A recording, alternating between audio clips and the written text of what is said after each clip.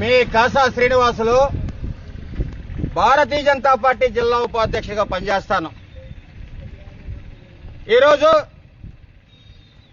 Bharatiya Janata party ఆవిర్భవించి 46 సంవత్సరాలు పూర్తి చేసుకుని 47వ సంవత్సరంలో అడుగు పెడుతున్న కారణంగా మా రాష్ట్ర అధ్యక్షులు పివిఎన్ మాధవ్ గారు మన ఊరు మన జెండా పేరుతో ఆంధ్రప్రదేశ్ అంతా పల్లె పల్లెన వార్డున జెండాలని పిలుపునివ్వడం జరిగింది.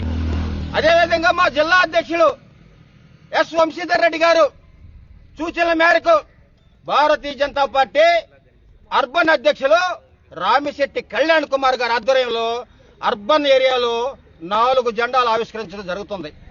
అయితే 1947లో స్వతంత్రం వస్తే ఆనాటి నుంచే కాంగ్రెస్ విభజించు పాలించారు సూత్రాన్ని నేర్చుకుని 370 ఆర్టికల్ ప్రవేశపెట్టి భారతదేశంలో అంతర్భాగమైనటువంటి జమ్మూ కాశ్మీర్ ని పాకిస్తాన్ తొత్తులకు అప్పగించడం జరిగింది.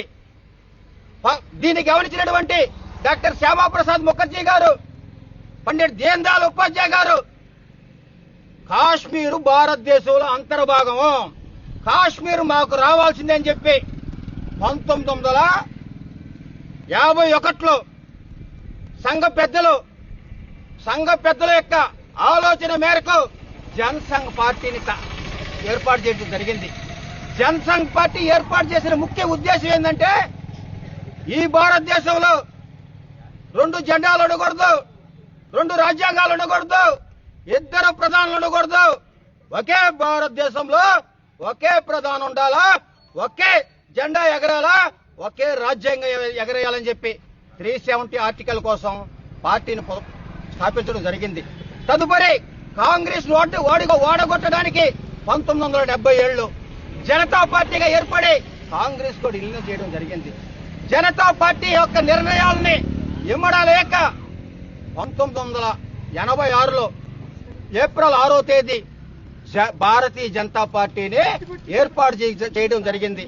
ఆ రోజు భారతదేశ అధ్యక్షులుగా, జాతీయ అధ్యక్షులుగా మన మాజీ ప్రధాని స్వర్గీయ అటల్ బిహారీ వాజ్పేయి గారు నియమించడం జరిగింది. అక్కడి నుంచి దినదిన అభివృద్ధి చెందుతూ పార్టీ ఈ స్థాయికి వచ్చింది. ఆ రోజే పండిట్ దీన్ దయాళ్ ఉపాధ్యాయ గారు మా భారతీయ జనతా పార్టీ సిద్ధాంతకర్త అంత్యోదయ అనే సిద్ధాంతం మీద పార్టీని ఏర్పాటు చేయడం జరిగింది. తదుపరి రోజుల్లో వాజ్పేయి గారు పరిపాలించారు, అనేక పథకాలు ప్రవేశపెట్టారు. తదుపరి ప్రధానమంత్రిగా నరేంద్ర మోదీ గారు 2014లో ప్రమాణ స్వీకారం చేసిన తర్వాత ఏదైతే పార్టీ ఏ ఉద్దేశంతో అయితే స్థాపించబడిందో భారతదేశంలో 370 ఆర్టికల్ రద్దు చేయాలని, ఆ ఉద్దేశాన్ని గతంలో కుహనా రాజకీయ పార్టీలు చెప్పినాయి. మనం గాని 370 ఆర్టికల్ రద్దు చేస్తే శవాలు లేచిపోతాయి, తుపాకులు పేలిపోతాయి, కత్తులు బయటకు వస్తాయని దేశం కోసం, ధర్మం కోసం పనిచేసే భారత ప్రధానమంత్రి నరేంద్ర మోదీ గారు ఒక్క రక్తపు బొట్టు కింద పడకుండా, ఒక్క తోట పేలకుండా, ఒక్క కత్తి బయటికి రాకుండా 370 ఆర్టికల్ ని రద్దు చేసి ఈ భారతదేశంలో ఒకటే ప్రధాని, ఒకటే రాజ్యాంగం, ఒకటే జెండా అని చెప్పి ఆ రోజు డాక్టర్ శ్యామాప్రసాద్ ముఖర్జీ యొక్క కళ నెరవేర్చడం జరిగింది. అంతేకాదు 100 సంవత్సరాల నుంచి పేరుకోబోయినటువంటి అయోధ్యలో రామాలయాన్ని నిర్మించడం జరిగింది. అంత్యోదయ కింద అనేక సంక్షేమ పథకాలు నిరుపేదలకి ఈ 12 సంవత్సరాల్లో 370 సంక్షేమ పథకాలు ప్రవేశపెట్టడం ఉంది. అందుచేతే ఈరోజు బుచ్చిరెడ్డిపాలెం అర్బన్లోని రామచంద్రాపురం గ్రామంలో చిన్నతనం నుంచి మా గురువు గారైనటువంటి కీర్తిశేషులు రామశెట్టి భాస్కర్ రావు గారితో తిరిగి ఈ పార్టీ పట్ల, సిద్ధాంతం పట్ల అభిమానం కలిగి చిన్నతనం నుంచి నాటి నుంచి నేటి వరకు పార్టీ మారకుండా, ఏరే జెండా పట్టకుండా పార్టీ కోసమే ఎన్ని కష్ట నిష్టాలైనటువంటి పనిచేస్తున్నటువంటి మా అర్బన్ ప్రధాన కార్యదర్శి గోలి సురేంద్ర ఏదైతే కేంద్ర ప్రభుత్వం ప్రవేశపెట్టిందో అంత్యోదయ పథకం కింద 35 కేజీల బియ్యం అయితేమి, అందరికీ ఇళ్ల స్థలాలు ఇప్పించడం అయితేమి, పండిట్ దీన్ దయాళ్ ఉపాధ్యాయ గ్రామీణ జ్యోతి యోజన కింద వాళ్ళ కరెంటు మీటర్లు రిపీట్ అయితేమే, 270 గ్యాస్ కనెక్షన్లు రిపీట్ అయితేమే ఈ రామచంద్రాపురం ఏరియాలో గోలి సురేంద్ర ఆధ్వర్యంలో జరిగింది.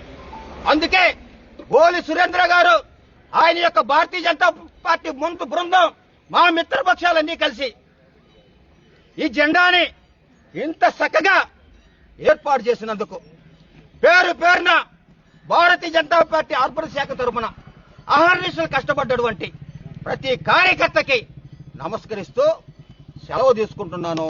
భారత్ మాతా కీ, భారత్ మాతా కీ, భారత్